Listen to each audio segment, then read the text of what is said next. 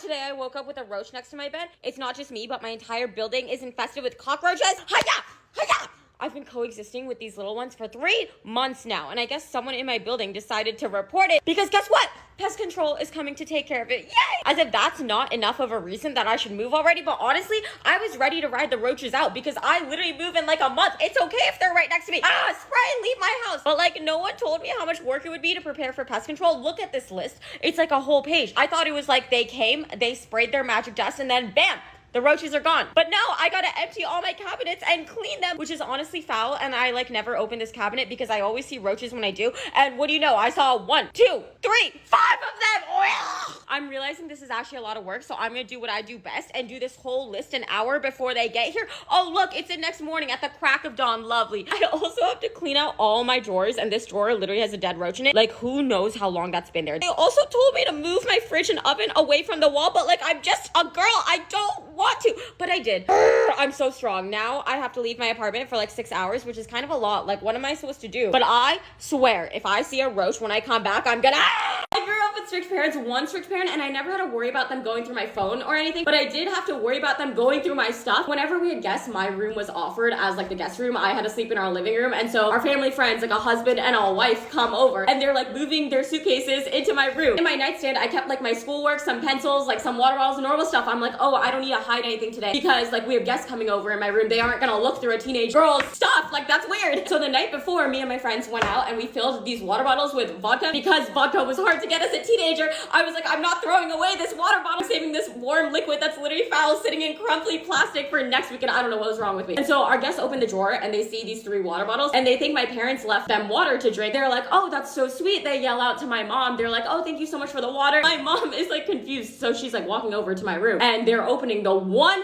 water bottle that has vodka in it. I don't know how they didn't smell it before drinking it. I do know how they didn't smell it because everyone in that family was sober. So this lady takes like one huge chug and immediately her face recoils. She's polite, so she's not gonna spit all over the carpet. So she swallows it, but this lady has been sober her entire life, her entire 52 years of life, and I made her drunk. She was drunk. The rest of the night was so awkward because she was drunk and I was in so much trouble. So yeah, I wasn't planning on making a part 2 of this since I already told the story before on my page, but since people got confused of what happened with Joe, this is what happened. So I'm at Joe's house, I'm bleeding and it hurts, and Joe isn't doing anything to like help me at all. He's just laughing at me, but his friend Alex is the one who comes up to me to help me. So he goes to Joe's mom to get a band-aid for my scratch, but this kid is also bleeding. Granted, his is like a tiny little scratch on his face and mine is like gushing blood from my knee, but he comes back and he puts the band-aid on my knee like straight out of a movie. And because I have no loyalty, that is when I decided I stopped liking Joe and decided to like Alex. And I talk about him in correction number 3, but it's not that interesting. But this watermelon, I feel like I've been cutting it for years. Yeah, I don't think Joe ever liked me, but... Okay, and you wanna know what you are? You're a fucking Tyrannosaurus, roar, bitch! And then the duck walked up to the lemonade stand. I'm gonna be babysitting you today. Is there anything you like to do for fun? I'll take some Feastables, Prime, Mr. Beast. Do you want to go outside? Sure, after I watch Mr. Beast. Mr. Beast. Is there anything you like besides Mr. Beast? No. Mom, have you heard of this shampoo? Shampoo, it can clean up any spot ever. What are you talking about? Put that down. It's a paper towel. Shampoo!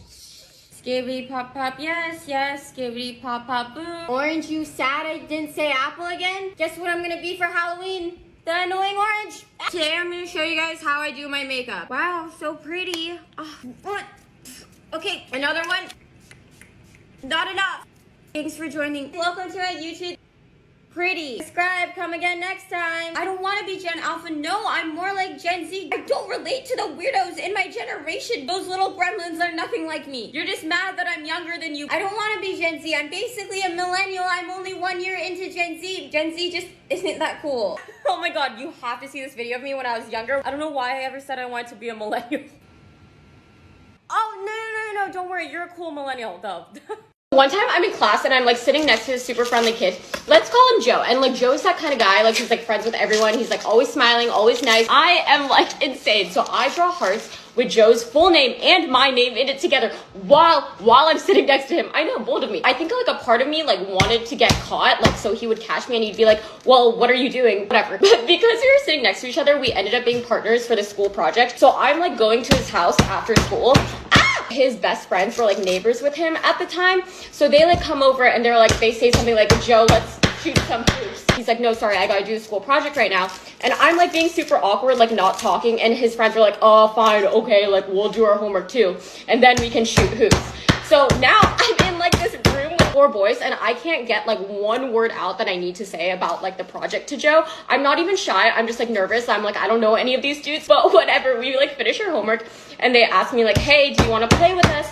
And like I'm saying, that friend group was super sweet. And I was like, you know what? Sure. Cause I like Joe at the time. And you know what? I'm like pretty good at making shots in this like game that they were about to play. We start playing and I'm like not doing bad. But then because I am such a dummy, my Converse weren't laced all the way. And so as I'm running to the back of the line, I kind of just like fall. And they're like, oh my God, are you okay? Like, the fall wasn't that bad, but they're like, Ravada, you're bleeding. And I am so scared of blood, but I was like gushing blood. So Joe's like, oh my God, this girl's gonna die right here. Let me go get my mom. And I'm like dying of embarrassment because I'm like, I cannot believe I fell in front of Joe.